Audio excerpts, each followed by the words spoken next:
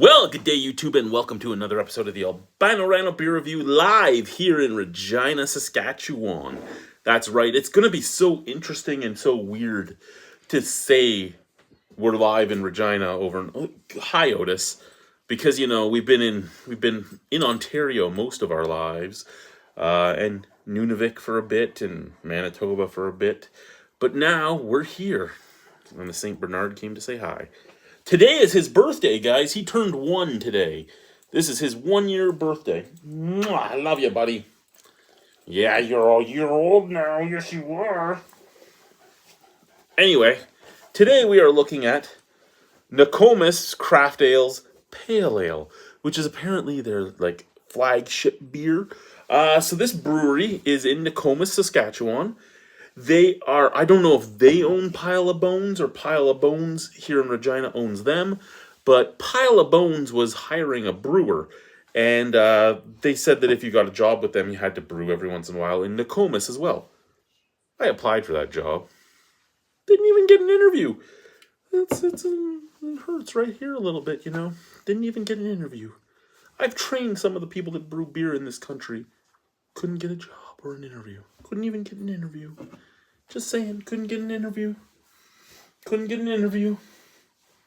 Couldn't get an interview. Couldn't get an interview.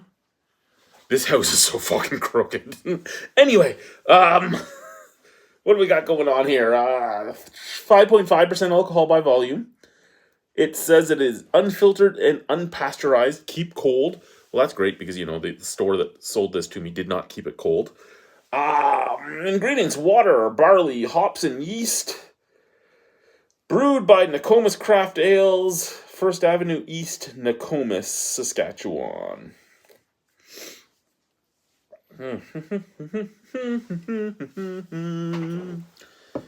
So when they hire you, you have to brew at both facilities. Apparently, the brewmaster gives you the recipes. You just go and do the stuff.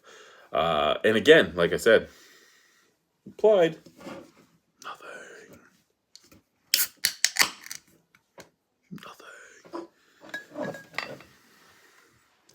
Don't worry, it's not the first brewery in Saskatchewan that's turned me down. I've been turned down as a brand ambassador. I've been turned down as a taproom manager. I've been turned down as a brewer. I've been turned down I've been turned down for about 7 different jobs in the brewing industry so far in Saskatchewan. With it, one place gave me an interview. I thought I was going to get that one. I really did. Didn't, though. Doesn't change whether or not the beers are amazing, because they've been pretty damn good. Also, if somebody's ever watching, can you tell me how the feed is going? Because I hear that SaskTel is the worst internet there is, but my videos upload in 10 seconds. So I'm boggled by the fact that they're like, oh, it's the worst internet in Saskatchewan. What the fuck are you doing on your internet connection? Seriously.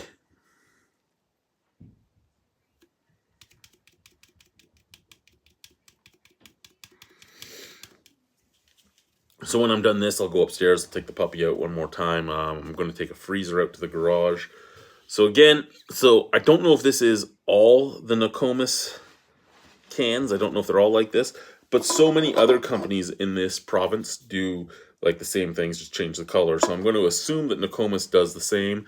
A Pile of Bone does not, though. Pile of Bones, like Rebellion, is probably the most flashy cans I've seen so far for breweries in Regina.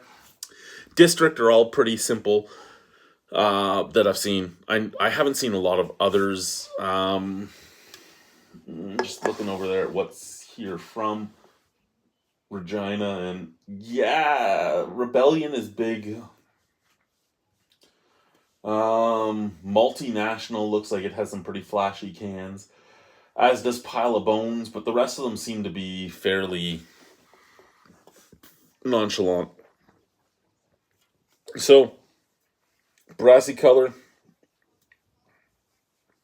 crystal clear, no haze there, slightly off-white head, tiniest bit of snap, crackle, pop, which is why the head is still there. It's almost doing like a Duvel thing. It does not go away, and it's making little paths and everything as it is fading.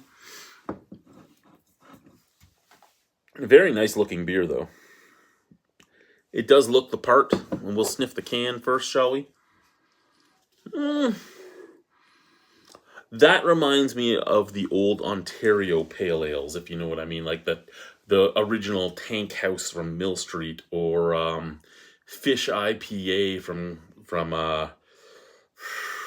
Kensington Brewing Company, stuff like that, right? That like East Coast American Pale Ale thing, which became the Ontario Pale Ale because it was basically an East Coast American Pale Ale slightly modified. And this kind of reminds me of that. You get a sweet, kind of coppery, kind of tinny, with a bit of bitterness on the back end that smells a lot like pine and like grapefruit. Out of the glass. Oh, look at what it's done to the glass now. I really, really do like that. I love the lacing that this head has done. Don't understand it. Love it. Okay, out of the glass, I basically just get a little bit of that malty sweetness and a little bit of that piney, almost pine tar like bitterness. Slanche, let's try it.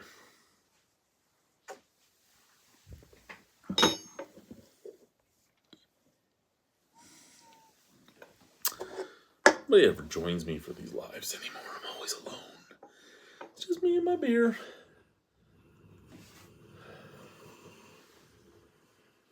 My Great Pyrenees has sleep apnea, if you're wondering.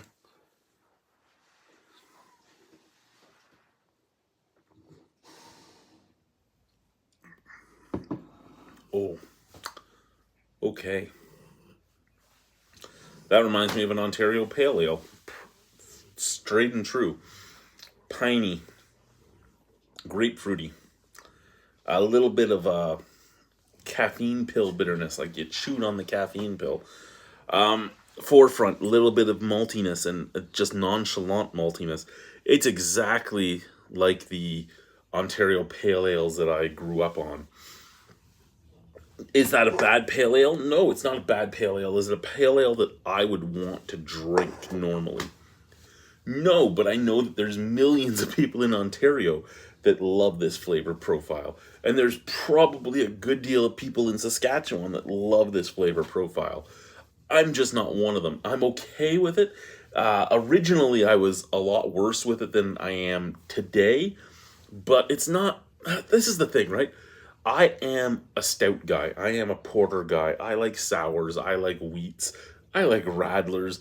I'm at the point where I like pilsners and kolsches and roast beers, and the flavors I like usually don't tend to sit in the regular pale ale categories.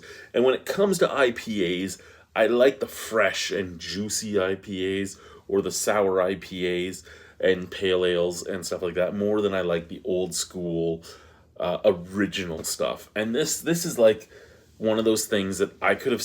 I don't know when this recipe was made, but for Ontario's craft beer market, I would see this being something that came out like 15, 20 years ago. It's just not something that profile-wise I enjoy. And that doesn't mean you're not going to, and it doesn't mean that I think you're stupid for liking it or anything like that. Sure, in the olden days we would be like, oh, you're a fucking idiot. But that was more for the entertainment value of the videos. None of us really cared. When I had my whole cast, none of us gave a shit what you liked and didn't like. We just knew what would push buttons, and we went with that. And there's nothing wrong with this beer. There's no off flavors. The brewing is spot on. It's just not to my palate, and that is perfectly and utterly okay. You might love it. You might hate it. I don't know until you tell me. I haven't had a lot of pale ales here in Saskatchewan yet. I've had a couple IPAs. I haven't had a lot of pale ales. I do remember one of my first Saskatchewan IPAs was the 606 from Paddockwood, and that was not great. Now, that was not great, but I think that was not great partially because the Ontario Beer Store was the distributor of Paddockwood's beers in Ontario.